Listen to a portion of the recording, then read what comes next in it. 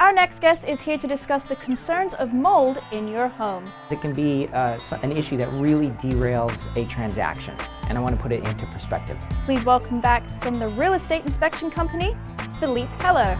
There he is. How are ya? What's up, man? Fabulous. The real estate inspection company. Philippe Heller is here. Philippe, today we're going to talk about the M word, the word mold. A lot of people hear this word and they think, oh, you've got to quarantine the house. Tell us the truth behind what's going on with mold. Right. It can really throw a wrench in a transaction. When an inspector comes in, a lot of inspectors won't even mention the word, even if they see it, because they're worried about, messing up the deal. All our guys are certified, and so we do bring that up. We'd rather, for everybody involved, bring it up at the beginning of the transaction rather than at the end or afterwards.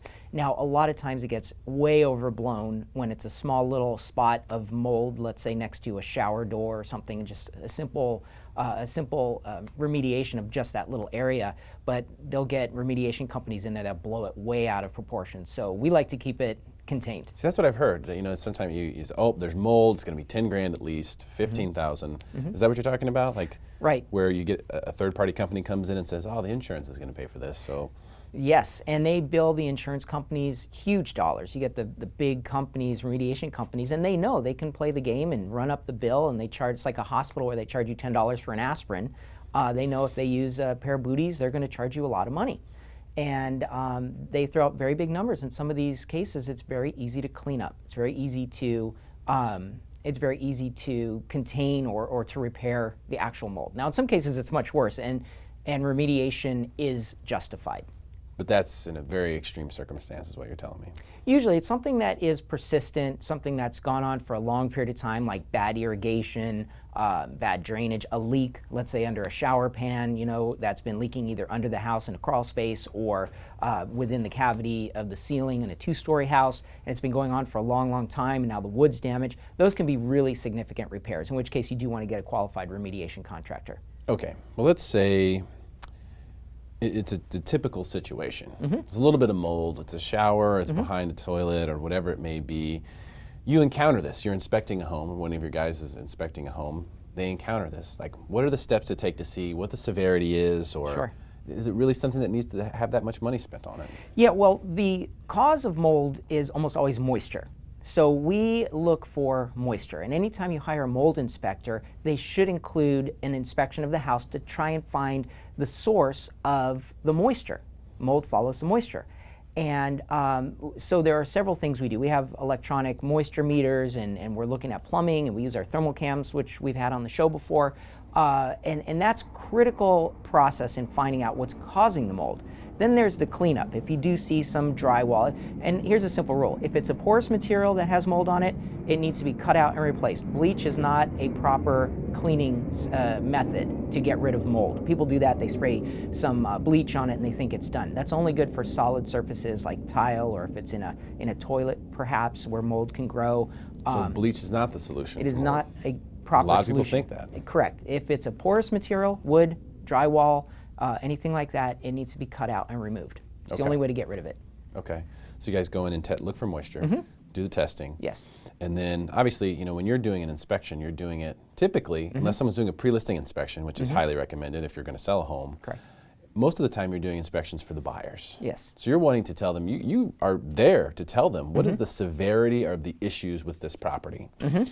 And you're telling me that most of the time it's not that big a deal, it's a small fix that's needed. Yeah, we almost all have some little spot of mold somewhere in our house, and it has to do, there's so much with condensation and fresh air exchange, and one of the biggest things we see is, for an example, in a smaller, older house where it's a large family, everyone's trying to get ready in one bathroom, and in older homes they didn't have power vents, and people keep that bathroom closed up. The walls are wringing wet by the time everyone's done getting ready, and they close that door so the steam doesn't go out in the rest of the house, and that's where you typically find mold buildup. The constant dampness, it triggers a mold problem.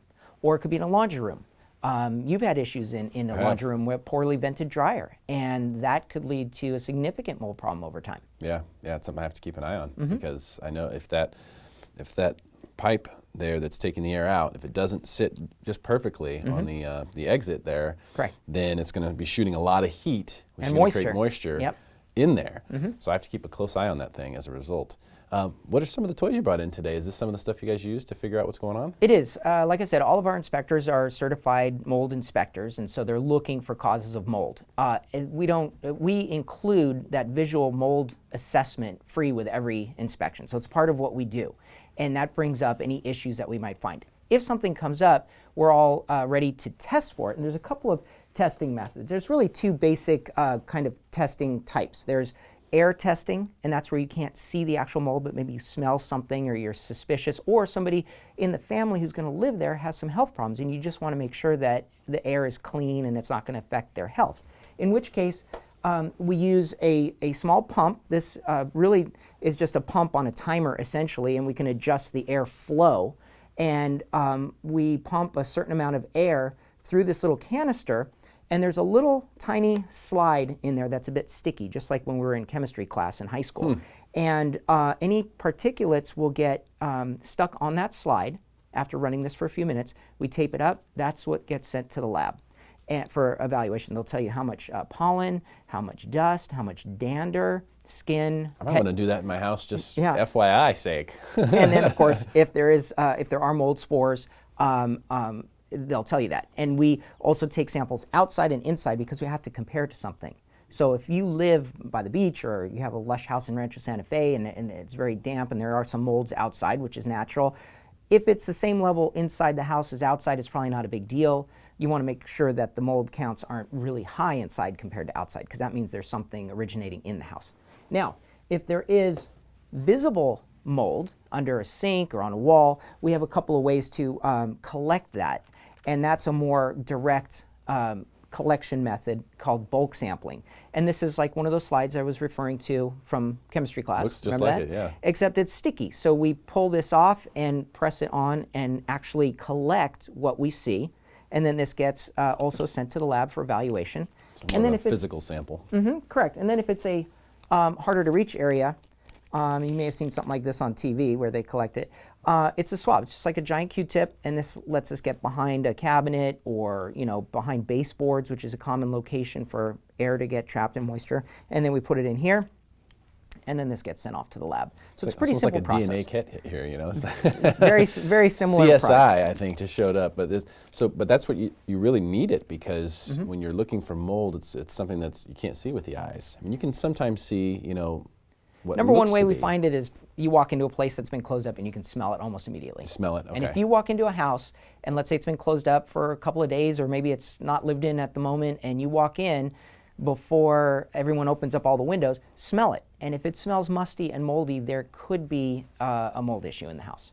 And this goes all the way from those small little issues that just requires an easy repair, all the way to really, really big problems, potentially. So if you're buying a house, you really need to know, first of all of the things that you guys do when you're checking a home, but the mold is crucial because it could be a big issue. Super critical to get an inspector who knows how to check for moisture. That should be a primary concern of theirs. Number two, if they're certified to collect mold, that means that they've been trained in how to inspect for it and find the causes of the mold and the conditions which are conducive. And then number three, if they can test on site, it's going to save the buyer a lot of money, because otherwise they're hiring somebody to come out and do that work that's already been done. So those are some really important things when you're buying a house and you're hiring a home inspector. Make sure they can do that for you. So ultimately, you're helping the home buyer figure out whether or not this problem is a big problem or a little problem. And that's something that's important to know. But also for home sellers who are doing the pre-listing inspection, which is the inspection that you do, you're also going to want to know this. Because if the buyer finds out, now you just lost all the leverage in the world. If it's something that you figure out on your own, maybe it is a small repair. Correct. You can have it done. The buyer's inspector won't see a thing. Well, that's the biggest reason for getting a pre-listing inspection. You as the seller have the opportunity to negotiate and find contractors who are on your side, who are going to do a proper repair, but do it reasonably. If a buyer is going to get somebody who talks up the price, it could be a relative, could be somebody they know, or they just go out in a panic and just try and find anybody, and they're going to come in and say, oh, well, that repair is $20,000, $30,000. It's very hard for you as a seller to say, oh, no, my contractor can take care of it for $500, cut out the sheetrock and repaint. Now they've got $20,000 in their head, and they're going to ask you for that as the seller to do it, to get that remediation or to come back off the price. So as a seller, if you really wanted to, it's just like a Carfax. You could have this mold test done just like the pre-listing inspection and say, look, the house has a clean bill of health. We had mold air samples done. If they did find anything, you want to repair it and disclose that. That's a great disclosure. Or if it's perfectly clean, you hand that over with the pre-listing inspection and say this house is ready to go, just like a used car that you've had serviced and checked out and Carfax and everything. Yep. Get a higher price. The absolute best way to go. Philippe Heller, thank you so much for your My time pleasure. today, man. Really All right. appreciate it. See you Philippe Heller with the Real Estate Inspection Company. Stick around for more Smarter San Diego TV, where we guarantee to make you smarter than everyone else, commercial free.